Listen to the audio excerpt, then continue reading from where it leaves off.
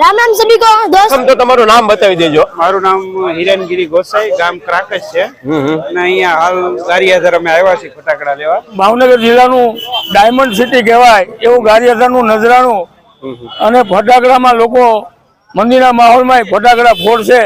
લોકો કયા વધુ ફટાકડા પસંદ કરે છે?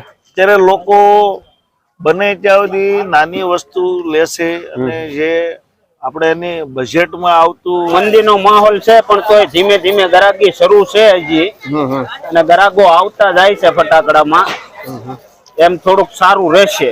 અને આ વર્ષે લોકો કયા ફટાકડા ખરીદે છે વધુ? લોકો વધારે મીડિયમ ખરે છે કારણ કે મંદિરનો માલ હોવા છતાં નાના બાળકોને બિચારા એને માટે તો નાની ફૂલઝડી છે, પછી દાડમ છે, એ વસ્તુ લેવા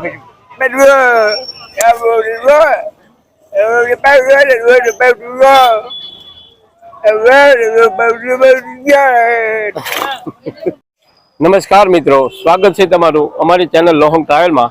તો મિત્રો આજે દિવાળી, તો સૌ પ્રથમ તો બધા જ મિત્રોને દિવાળીની શુભકામના। તો આજે આપણે ગારિયાધારની ફટાકડા માર્કેટમાં આવ્યા છીએ। તો આજે જોશો કે આ વર્ષે ફટાકડામાં કેવા ચેન્જીસ થયા છે અને આ વર્ષે ફટાકડામાં કેવા રેટ છે, કેવી વેરાયટીમાં ચેન્જ થઈ છે, તેમજ લોકો કેવા પ્રકારના ફટાકડા પસંદ કરે છે।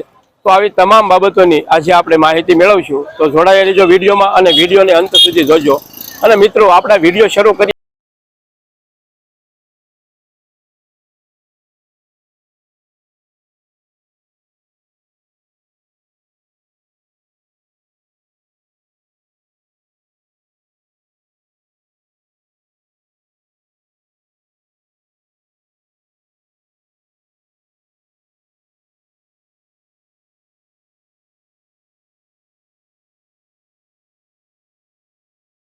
તમારું સ્વાગત છે અમારી ચેનલમાં અને તમારો પરિચય આપી દેજો। મારું નામ રાજ ફટાકડા ટબાભાઈ રાજેશ જીવરાજાણી, છેલ્લા 38 વર્ષથી ફટાકડા વેચું છું। પણ આ વર્ષે મંદિરનો માહોલ છે અને ડાયમંડ ગારિયાધારનો ઉદ્યોગ ડાયમંડ ઉપર છે, ખેતીમાં વરસાદ નથી, એના હિસાબે લોકો પાસે કોઈ આવકનું સાધન નથી રહ્યું, એટલે મંદિરનો માહોલ જેવો ફટાકડામાં છે। પણ તોય ખૂબ જ સારી રીતે લોકો દિવાળી મનાવશે। ભાવનગર જિલ્લાનું ડાયમંડ સિટી કહેવાય એવું ગારિયાધારનું નજરાણું અને ફટાકડામાં લોકો મંદિરના માહોલમાં ફટાકડા ફોડશે એવી અપેક્ષા રાખીએ છીએ। અને આ વર્ષે વધુ કયા પસંદ કરે છે ફટાકડા લોકો? વધારે લોકો આ વખતે જે મોટા મોટા ફટાકડા પાસ કરતા એના બદલે પોપ થી માંડી તડતડી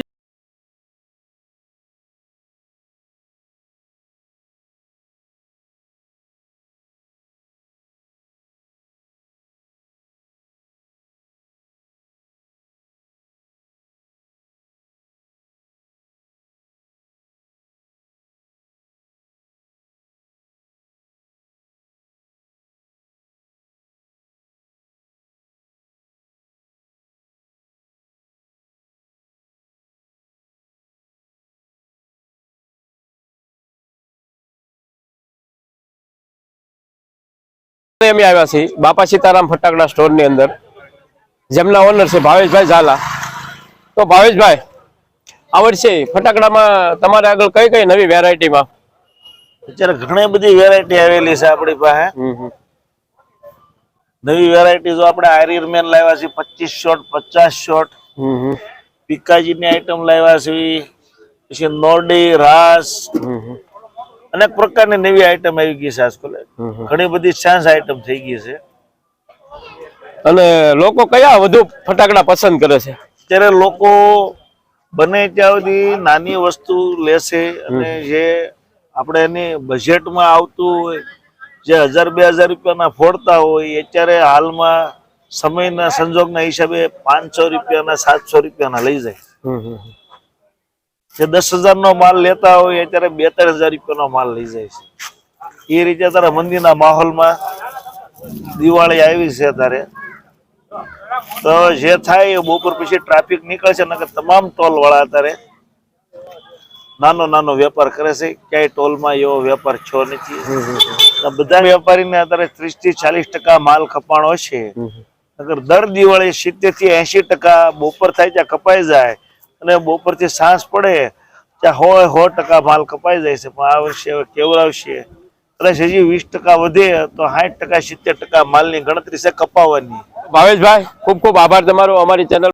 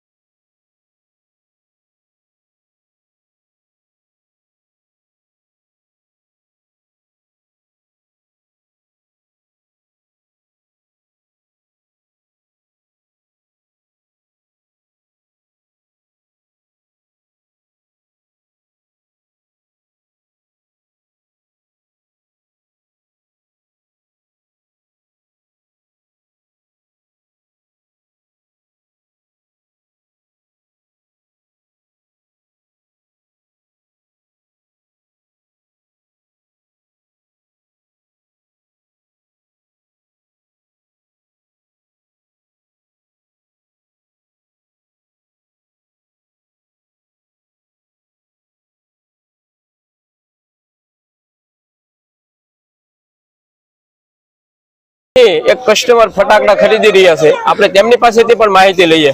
તો પ્રથમ તો તમારું નામ બતાવી દેજો. મારું નામ હિરેનગીરી ગોસાઈ, ગામ ક્રાકસ છે અને અહીંયા હાલ ગારિયાધર અમે આવ્યા છીએ ફટાકડા લેવા. સુરત રહ્યો છો? હા, હું સુરત. તો ફટાકડા ગારિયાધારી ને ખરીદો? હા, ફટાકડા દર વર્ષે અહીંથી જ લઈ છે. આ કન્સર્ન સ્ટોર છે અમારે. તો આ ગારિયાધારમાં કેવો રેટ લાગ્યો તમને? વ્યાજબી અને સારો રેટ છે અહીંયા. આભાર તમારો.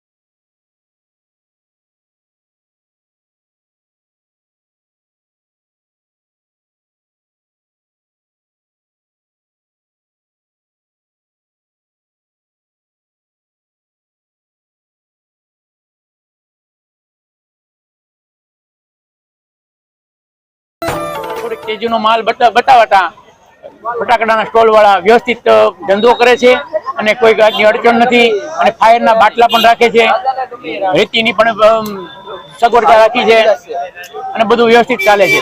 પછી આ વર્ષે લોકો કયા ફટાકડા ખરીદે છે વધુ? લોકો વધારે મીડિયમ કરે છે કારણ કે મંદીનો માલ હોવા છતાં અને કોઈ કેપેસિટી વાળા હોય તો એ પછી ગણતરી કરતા નથી, બોલ પૈસા બોલ ભાવ એમ કરે છે.